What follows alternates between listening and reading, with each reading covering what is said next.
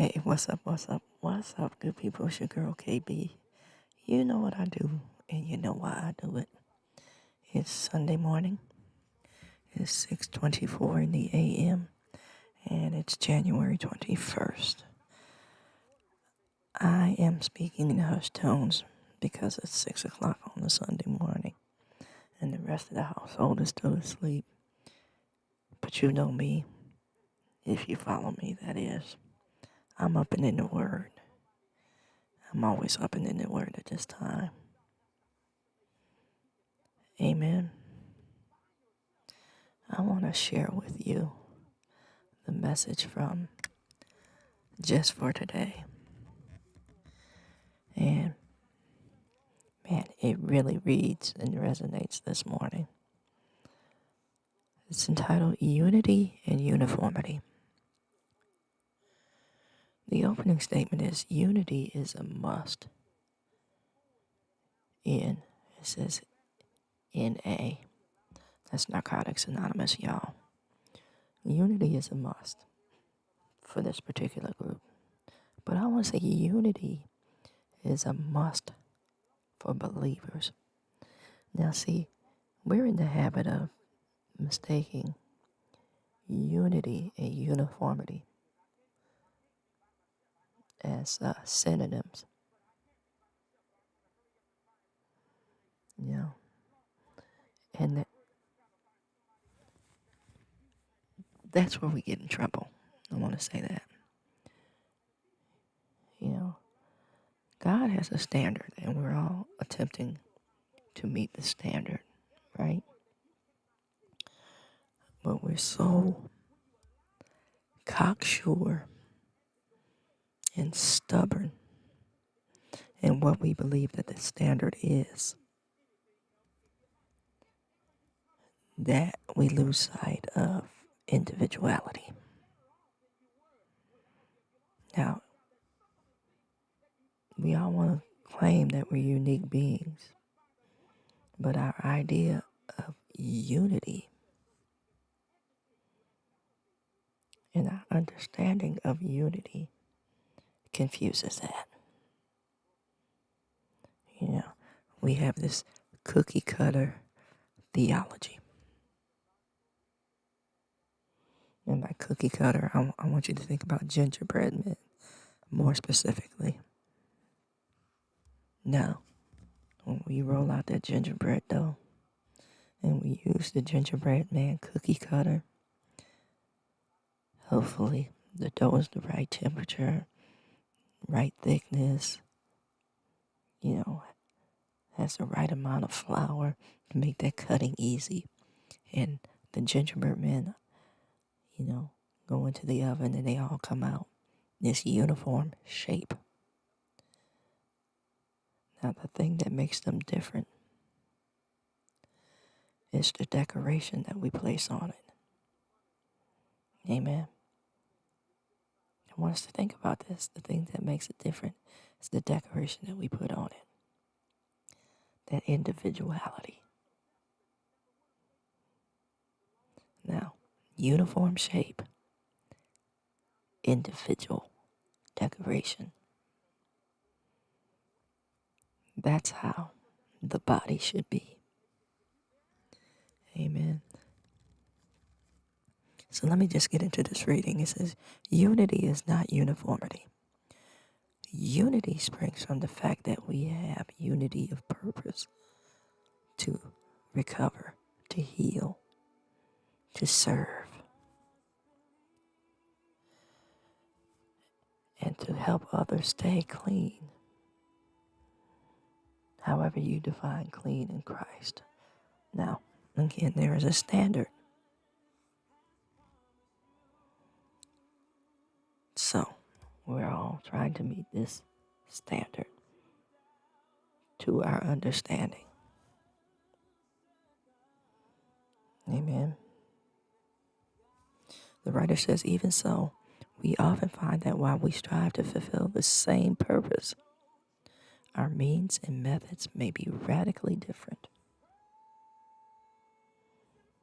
And I'm posing the question, is that a wrong thing? if we're all trying to get to the same goal. You know, when we're traveling, some of us take planes, some of us take buses.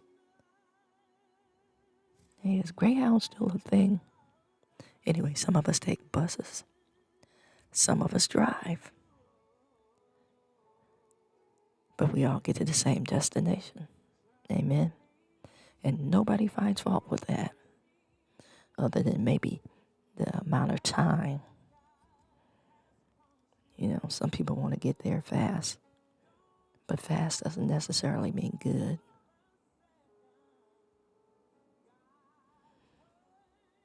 You know, slow and steady. You know, some people want to sightsee and enjoy the scenery and commune with one another. Excuse me. So there you have it, man. I just want us to think about the body. What makes up the body? Who's in the body? And why we spend so much time trying to marginalize people, but at the same time talking about unity. The writer says we can't impose our ideas of unity on others or confuse unity with uniformity. In fact, the big attraction of the body, the big attraction of the body is the absence of uniformity. And that celebration of diversity. You've heard me say your sanctuary should look like your supermarket. But here in this country, I can't speak for any other country, but here in this country, we have a collective group who have, I want to say this idea of corporate thought. You know, and we discard, alienate, ostracize, marginalize, penalize the other, the different.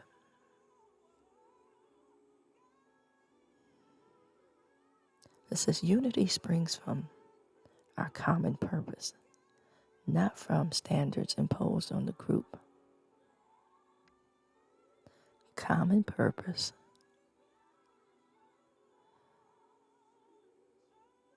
not from standards imposed on the group. No. You know, you've heard me talk about that measuring stick that we use. At least I'm not this, at least I'm not that. You know, that's not a standard. That's not a rule, that's not a principle. That's a judgment. But we confuse that with God's standard.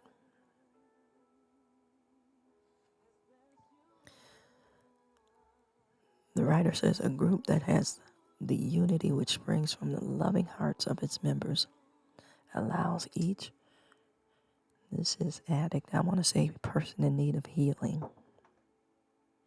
to carry the message in their own unique way.